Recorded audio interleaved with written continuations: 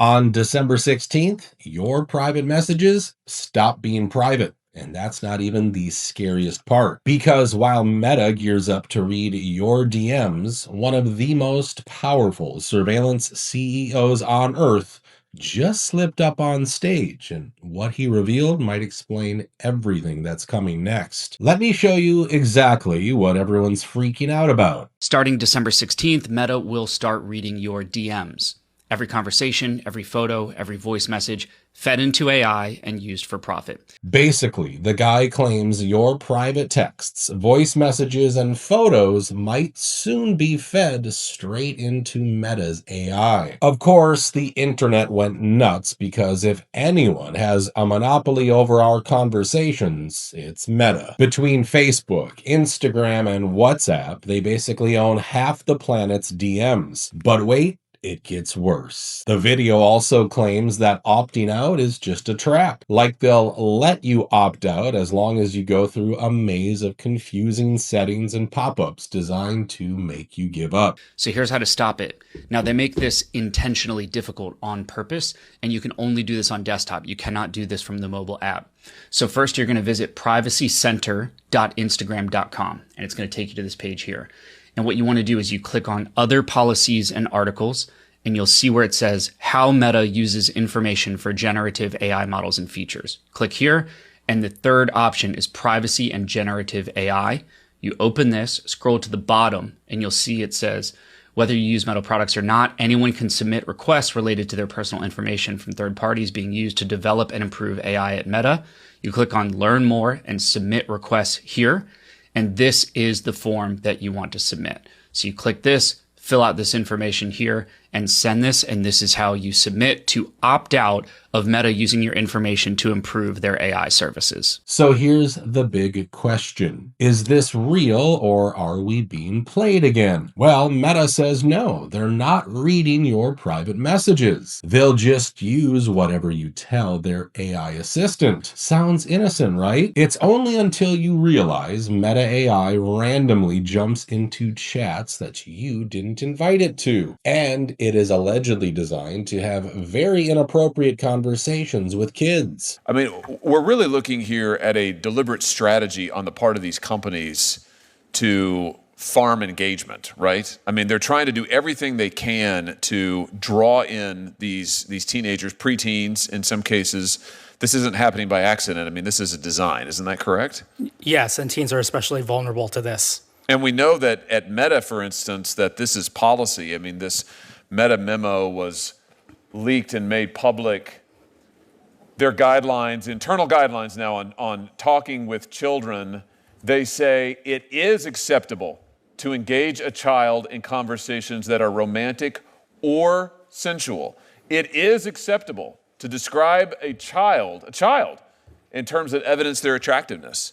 This happened to both of your sons, Ms. Garcia and Ms. Doe. Is that correct? I realize it's a different company, but it's the same policy. In your research, I know you've done a lot of research into different chatbots and different companies. Is there any company that is worse than others? I mean, is there anything that your research shows about who really is leading in terms of, competing for that title, worst company in the world? Yeah, Meta and Character AI definitely stand out as worse, and this policy and policies like it. So now they're going to have access to these conversations their AI model has with our kids, and that's somehow okay. Also, they tell you straight up, if you accidentally share anything with their AI model, that conversation is also theirs to use however they want. Private or not, it does not matter. Of course, such shady tactics aren't new for Mark Zuckerberg. He has a long history of using your private messages for his own profit. I've already made a video exposing exactly how sketchy that past is. For instance, we already know that Mark Zuckerberg leveraged Facebook user data to fight rivals and help friends. But that's not even the worst of it. Zuckerberg and his companies have allegedly been using our data as bargaining chips for a while now. How the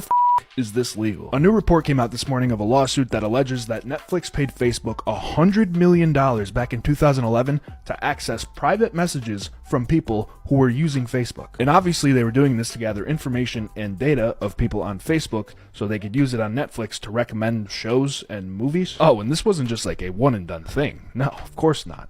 They were doing this for 10 years. Alright, now stay with me for a second. Two of the biggest companies in America are accessing private data from their users, but we're looking to ban TikTok. I don't care what data they're trying to collect. If you have standards for data collection, make them the same for everybody. Oh my god, if news came out that TikTok did this, we would have boots on the ground in China in less than 8 hours. Now look, we all agree we can't trust a single word that comes out of this guy's mouth. But the real problem is this. What are we supposed to do about it? Because people forget something about him. This man has the magic power to slide into any administration. Left, right, blue, red, it doesn't matter. When Biden was in charge, he was out there spreading all kinds of nonsense about Trump nonstop. And now Biden's gone, and suddenly he's sitting next to the president acting like he's been a ride or die mega supporter since birth. Like, what kind of time-traveling political chameleon are we dealing with here? How much are you spending, would you say, over the next few years? Oh, gosh. I think it's probably going to be something like, I don't know, at least $600 billion through 28 in the U.S. Yeah. It's a lot. No, it's significant. That's a lot. Thank you, Mark. It's great to have you.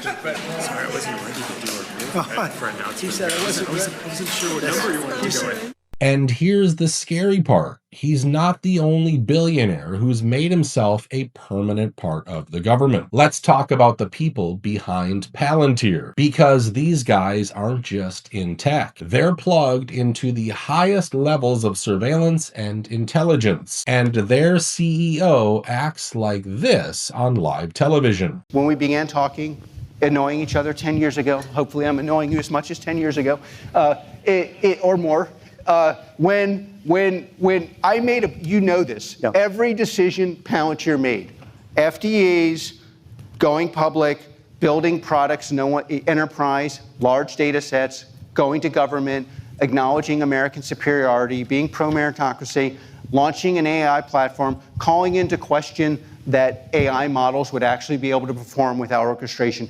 Every single one, our ontology, every single one of those was viewed as stupid. Sit there and listen to it. And you did it. And again, and we're both absorbing the full risk of each other's splendor. At the moment where I am wrong, I have to pay the price for it. I'm not going to tell you what to think, but this kind of behavior is not exactly shocking. This is Palantir we're talking about, and its co-founders have always been crazy. As late as the late 19th, early 20th century, there was a movement called Cosmism in the sort of around the time of the Soviet Revolution, 1920s Soviet Union, and it claimed that for the revolution to succeed, you had to physically resurrect all the dead people using science. And it was workers of the world unite. There was an incredible ambition and incredible energy to modern science. It was perhaps downstream from Christianity. If the promise of Christianity is a physical resurrection, then science could offer that too. It was a possibility. Maybe it was a rival to Christianity. You don't need Christianity if we can do it through science. Peter Thiel, the guy who built our ultra-powerful surveillance network, has made it pretty clear he doesn't think like normal people. He's got, well, let's just say strong opinions about how society should function, and most of them sound like a sci-fi villain wrote them. Yeah, transhumanism is this, the ideal was this radical transformation where your human natural body gets transformed into an immortal body. But we want more transformation than that. The critique is not that it's weird and unnatural. It's so pathetically little. And we want more than cross-dressing or changing your sex organs. We want you to be able to change your heart and change your mind and change your whole your whole body. And here's what really worries me. The man running one of the most secretive surveillance companies on Earth is now deeply connected to our government. He's been pouring millions into Vice President J.D. Vance, who also just so happens to be the leading Republican candidate for 2028. And it's not just one faction supporting him. He's getting love from every corner of the party. J.D. Vance. Mm-hmm. Is he the person you plan to ultimately support for 2028? He's a dear friend. My husband and him were very good friends. I think you remember when he supported him for Senate, and they had a great time doing that race together, and he supported JD for that. I do have to say, yes, I mean, we adore JD, and my husband was very vocal about endorsing him. So let's play out the obvious question. If Vance becomes president, how much more power do Palantir and Peter Thiel get? Because if they end up implementing all their insane surveillance plans, we're going to lose any semblance of privacy in this country. We are talking about a government-corporate surveillance merger at a scale never seen before. And honestly, we're already halfway there. The network is expanding at such a rate that damn near everything around us can now easily track our every movement. Hey, how does Walmart know what I'm buying in cash? I got an email from them this afternoon that says, hey, can you rate this product that you purchased recently? And I did purchase that product recently from Walmart. I bought it in cash, right? I walked to the electronics section and bought a USB charging cable with cash and then walked out. And I know that the first, you've already started typing. It's the Walmart app on your phone, you moron. That is a fair assumption. I do not have the Walmart app on my phone. I've never had the Walmart app on my phone. And further, I did not have my phone with me on this trip. Here's how I know I didn't have my phone with me on this trip. I remember specifically talking to the employee in the back at the electronics section and trying to explain specifically which USB connector I was looking for. And I couldn't explain it well. And so I tried to pull my phone out to show the gentleman what I was looking for, and I didn't have my phone on me. And so I had to continue my game of terrible charades and torture this poor guy until he finally was like, well, look, here's what we've got. And then I was able to find what I needed. But the point being, my phone was not on my person. I don't think I even had my headphones on my person. I didn't have any electronic devices on me.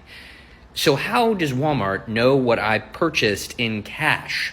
And just to be clear, because some people love to twist this stuff, this isn't about Republicans or Democrats. They own politicians on both sides of the political spectrum. Of course, the legacy media pretends everything is normal. Politicians act like nothing is happening. Meanwhile, we are heading towards a future that has no place for privacy. Colorado is currently having a surveillance issue. I'm talking mass surveillance everywhere. Even if you don't live in Colorado, I promise you need to pay attention because this will scale out to all the other states. So we just renewed our flock contracts. So what that means is there's all these like hidden secret cameras everywhere. This is especially important to us Coloradoans because Palantir's headquarters is in Denver. A lot of people still don't understand that or know that it's on the Tabor Center downtown. There's a lot of investigations right now to understand where this flock camera footage is being sold. Obviously, it's a huge data privacy issue that we never voted for, that we were never told was going to happen. And that's why we cannot stop pointing out these crazy people and their absolutely insane ideas for our future. The moment we stop talking is the moment we lose what's left of freedom as Americans.